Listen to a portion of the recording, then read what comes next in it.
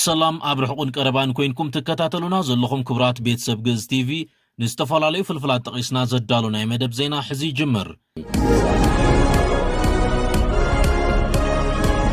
ፈለማ ቀንዲ ነጥብታቶም ኣብ ትግራይ ወተሃደራዊ ስጉምቲ ክውሰድ ጻውዒት ቀሪቡ። ሕብረት አፍሪካን ውድብ ሕብራት መንግስታትን ኣብ ጉዳይ ትግራይ ዘውፅእዎ ሓበራዊ መግለጽን ረብሕኡን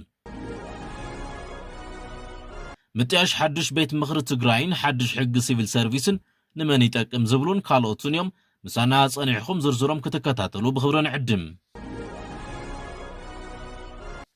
ሕብረት አፍሪካን ውድብ ሕብራት መንግስታትን ኣብ ልዕሊ ተብ ትግራይ ተፈጢሩ ዘሎ ወጥሪ ዝተሰምዖም ዝግኣት ገሊጾም። ሕብረት አፍሪካን ውድብ ሕብራት መንግስታትን ኣብ ትግራይ እናገደደ ብዛዕባ ዝኸይድ ዘሎ ኩነታት ጸጥታ ዘሎም ዝግኣት ብምግላጽ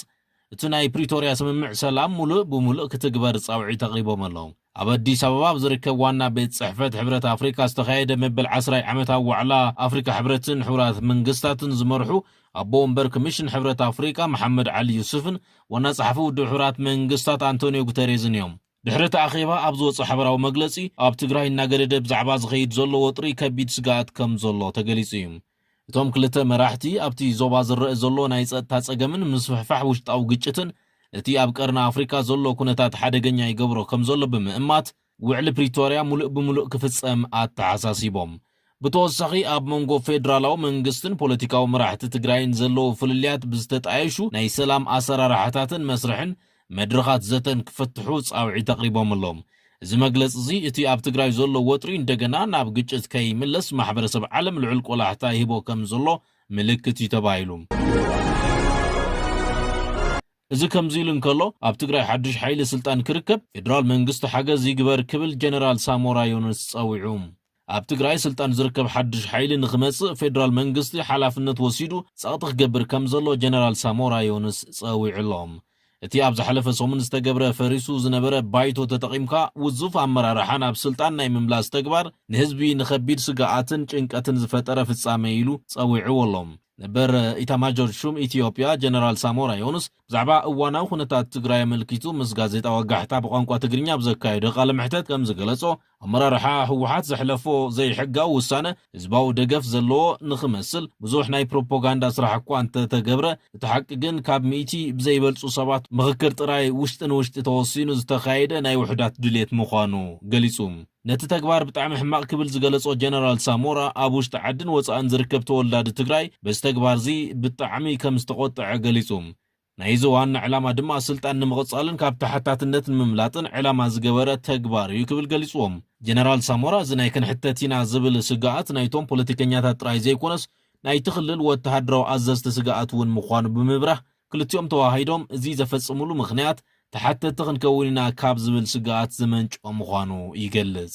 እቲ ጀነራል ኣብ ቃለ ምሕተቱ ናይዚ ሰሙን ምንቅስቓስ ዋና ዕላማ ስልጣን ንምቕጻልን ካብ ተሓታትነት ንምምላጥን ምዃኑ እኳ እንተገለጸ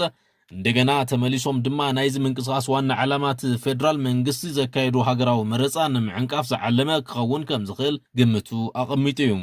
ፌደራል መንግስቲ ነቲ ጉዳይ ብህጹጽ መንፈስን ብብስለትን ክፈትሖ ከም ዝግባእ ዝመኸረ ጀነራል ሳሞራ ህዝቢ ትግራይ ካብዚ ንላዕሊ ነዞም ኣመራርሓታት ክዕገሶም ከም ዘይብሉ ገሊጹ። ፌደራል መንግስቲ ሓላፍነት ወሲዱ ሓድሽ ሓይሊ መጺኡ ስልጣን ንኽርከብ ጸቕጢ ክገብር ከም ዘሎ እውን ተሓሳሲቡ። ሳሞራ ስልጣን ይረከብ ዝብሎ ዘሎ ሓድሽ ሓይሊ ግን ኣየናይ ሓይሊ ምዃኑ ኣብ ዝቃለ ምሕተት ብዝርዝር ኣይገለጸን። ብተመሳሳሊ ዜናም ኣብ ትግራይ ዝተፈጠረ ፖለቲካዊ ቅልውላው ካብ ዕልዋ መንግስቲ ናብ ህጹጽ ጻውዒት ይሸጋገረሎም። ኣብዚ ሕጂ እዋን ኣብ ትግራይ ተፈጢሩ ዘሎ ፖለቲካዊ ምስሓብን ሰላልፋ ሓይልታትን ነቲ ድሕረ ስምምዕ ሰላም ፕሪቶሪያ ተመስሪቱ ዘሎ ግዜያዊ ምምሕዳር ትግራይ ኣብ ዓብይ ፈተና ዘውድቆ እዩ። እቲ ኣብ ውሽጢ ህወሓት ዝተፈጥረ ምፍልላይን ነቲ ፈሪሱ ዝነበረ ናይ ቀደም ባይቶ ተጠቒምካ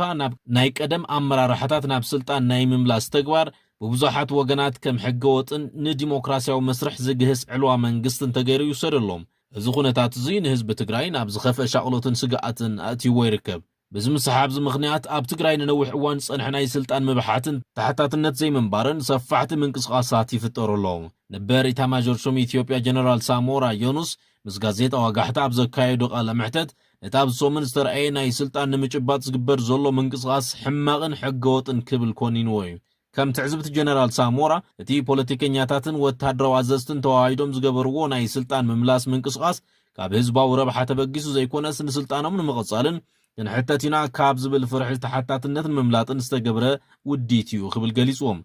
اتغونتات بروباغانداس تسناديو هزباو دقف زلون ممسال يفتن امبر بحقنيا مسرح جن كاب ميت زي بولص وحدات سباوت وشتن وشت يزوسن و ناي جوجل دليتيلو جنرال سامورا فيدرال منغست زغداي زي نهاغراو مرصان معንቃፍ زعلم كخون كم زخل بمجمات ببسلتن بهدوء منفسن طالقا خاطون صويعيو حزب تግራይ ካብዝን ላዕሊ ነዞም አመራራሓታት ክዕገሶም ከም ዘይብሉ በመግላጽ ፌደራል መንግስት ሓላፍነት ወሲዱ ሓድሽ ኃይል ስልጣን ክርከብ ጸቕጥ ክገብር አተሐሳሲቡ ነዚ ኣብ ተኸልል ተፈጢሩ ዘሎ ዕግርግርን ዕልዋ መንግስትን መመካት كمون ኣብ ትግራይ ንሓንሳብን ንሓዋሩን ሰላምን ለውጥን ንምርግጋጽ ዝዓለመ ሓድሽ ቤት ምኽሪ በወግዒ ተጣይሹሎም እዚ ብምንቅስቃስ ደለይቲ ለውጥ ትግራይ ዝተጣየሸ ቤት ምኽሪ ነቲ ጀነራል ሳሞራ ዝገልጾ ዘሎ ሓድሽ ኃይል ክመጽእ ኣሎ ዝብል ጻውዒት መርኣያ ዝኸውን ህዝባዊ መንቅስቃስ እዩ እዚ ቤት ምኽሪ እዚ ዘቕረቦም ቀንዲ ነጥብታት ትግራይ ካብቲ ዘጋጥማ ኩናትን ህልቂትን ወጽያ ናብ ዘላቂ ሰላም ክትሰጋገር እንተኮይና እቲ ንዓመታት ጸንሐን ሕጁን ብዕልዋ መልክዕ ክቕጽል ዝደልን ዘሎ ናይ ውሕዳት ምልካዋ ኣሰራርሓ ከብቅዕሎ ይብል ኣብ ትግራይ ብሰንኪ ጌጋታት ኣመራርሓን ዝጠፍአ ህይወትን ዝዓነወ ሃብትን ተሓታትነትን ክሰፍን ይግባእ ተባሂሉ ተሓታትነት እንተዘይነጊሱ ናይ ሓቂ ለውጥ ክመጽእ ይኽእልን ይብል ስለዝኾነ እዚ ቤት ምኽሪ እዚ ንኹሉ ዝምልከቶ ኣካል ፖለቲካዊ ሓይልታት መንእሰይ ምሁራን ሲቪል ማሕበራትን ኣብዚ ናይ ለውጥ መስርሕ እጃሞም ክዋጽኡን ሓቢሮም ክሰርሑን ጻውዒት ቀሪብሎም እቲ ኣብ ትግራይ ተፈጢሩ ዘሎ ፖለቲካዊ ቅልውላው ንህዝቢ ትግራይ ናብ ካልእ ሓደጋ ዘእትዩ በዚ ምኽንያት ድማ እዩ ከም ጀነራል ሳሞራ ዝበሉ ናይ ቀደም ላዕሎት ወተሃደራዊ ሰበስልጣናት ፌደራል መንግስቲ ጸቕጢ ክግበር ጽውዕ ዘለዎ بتمساسال እቲ ብደለይቲ ለውጥ ዝተጣየሸ ሓድሽ ቤት ምኽሪ እቲ ናይ ለውጥ ኃይሊ ካብ ውሽጢ እቲ ህዝቢ ባዕሉ ክምንጩ ከም ዘሎ ዘበስር ኮይኑ ተሓታትነትን ዘላቂ ሰላምን ዝቃልስ ባይታ ይፈጥር እዩ ትግራይ ካብዚ ፖለቲካዊ ቅልውላው እዚ ክትወጽእ ትኽእል እቲ ናይ ውሕዳት ጉጅለታት ስልጣን ናይ መብሓት ድልየት ብምውጋድን ሓቀኛ ዲሞክራሲያዊ ለውጢ ብምምጻእን ጥራይ ምዃኑ የረዱ بمقصال إيرتران جبسن بقدام 16 جنبوت 2026 أقوى فرنجا بس مرا حبراو مسمرات مراخبن ممعبالن متأثر ودبات أبقى بحرن محيالن وقعوس ممع متحببار موقع عزيا بحر كم زفرما مع كانت زين أخلتي أنا هجرات قليسن اتسممع بريزيدنت إيرترا إساياس أفوركي أبسترخبلو بقبل أقايش دندني تقايدو تسممع بمنستر موقع عزيان مراخبتاتن إيرترا برهانة تسفاس اللاسن منستر ترانسبورت جبس ليتنال جنرال كاميل الوزيرن استختميو زدما أكال نايتي مس منستر قدات وصا جبس بدر عبد العاطي نابس مراز تقعزو أكاير تسرح عبد صلاتات موقع عزيا ساعتن عدنا نسرح كوبانياتاتون وانا أكاير تسرح زتقاله لعلواي لوخ جبس بزكايدو عرتيو أما فارغ زحلف ورح ميازيا عب جبس مبصح زكايد بحلافو قطباو قدات تقدف حاقوس قبريوت زمرح لوخ إيرترا مس جبس أويان منسترات وصا وفري نقدن اندسترين موقعازيا إلكتريسيتن حرشا مريتن كمون حلفت تكالات بانكن مدهانيتن تراخيبو كمستزرار بيذكر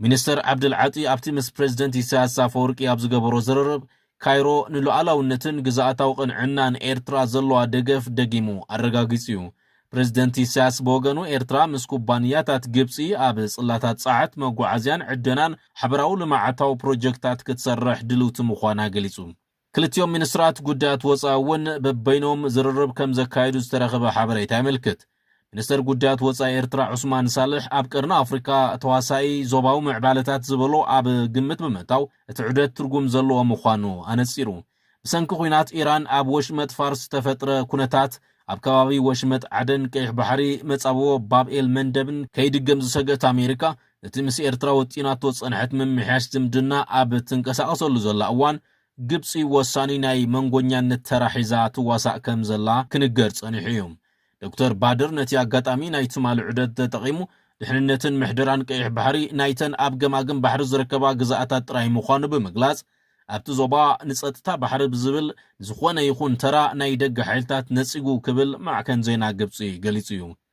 ازمر قصي مس إيرتران نوح اوان أب كوريدر كيح بحري تصنح تقاوما نهلاو قداماو حيل بحري زي السماما عيوم جبسن إثيوبيان بقداي ماين عبي قدب هداسة أباين نوح عمتات كواتطات صني حنين أبي زوباو قدات بفلايكا السودان إيرتران جبسن نتي جنرال عبد الفتاح البرهان زمرح سراوي السودان كدقفان كلوا ኢትዮጵያ ኬንያን ኢማራትን ንሓይልታት ዳዕመል ሰሪዕ ከም ዝድግፋ ክንገር ጸኒሕዩም ኣብ መወዳእታም ብዶክተር ደብረጽዮን ገብረ ሚካኤል ዝምራሕ ምምሕዳር ክልል ትግራይ ሓዱሽ ናይ ሲቪል ሰርቪስ ሕጊ ኣውፅዮም ብዶክተር ደብረጽዮን ዝምራሕ ዘሎ ቤት ጽሕፈት ርእሰ ምምሕዳር ትግራይ ናይ ሰራሕተኛታት መንግስቲ ናይ ግንቦትን ሰነን ኣዋርሕ ደመወዝ ንግዚኡ ከይኽፈል ከም ዝኣገደ ተፈሊጡም እቲ ምምሕዳር ነዚ ውሳነ እዚ ከም ምኽንያት ዝጠቐሶ በዚ እዋን ኣብ ዝተፈላለዩ ቤት ጽሕፈታት ዘሎ ኣከፋፍላ መሃያ ሓድነት ዘይብሉን ዘይፍትሓውን ግልጽነት ዝጎደሉን ምዃኑ ይገሊጹ ስለዝኾነ ድማ ፍትሓውነት ዘረጋግፅን ማእኸላይ ዝኾነ ናይ ኣከፋፍላ መምርሒ ተዳልዩ ኣብ ስራሕ ክሳብ ዝውዕል ዝኾነ ይኹን ቤት ጽሕፈት ብናይ ባዕሉ ድሌት መሃያ ሰራሕተኛታት ከይከፍል ብደብዳቤ ኣተሓሳሲበሎም ኣብ ትግራይ ካብ ዝሓለፈ ወርሒ ጥቅምቲ ጀሚሩ ካብ ፌደራል መንግስቲ ዝላኽ ናይ ባጀት ደገፍ ብትእዛዝ ሚኒስትሪ ገንዘብ ተቋሪጹ ምጽንሑ ዝከር ኮይኑ እቲ ምምሕዳር ኣብ ደብዳቤ ፌደራል መንግስቲ ባጀት ብምኽልካሉን ብዝፈጠሮ ጸቕጥን ምኽንያት ሰራሕተኛታት ደመወዞም ብእዋኑ ምርካብ ከም ዝተሸገሩ ኣመልኪቱ እዩ ክብራት ሰማዕትና ንሎሙ ዘዳለናዮ ዕለታዊ ዜና ኣብዚ ይፍጸም ኣብ ዝቕጽል ብኻልእ መዳይ ክሳብ ንራኸብ ሰላም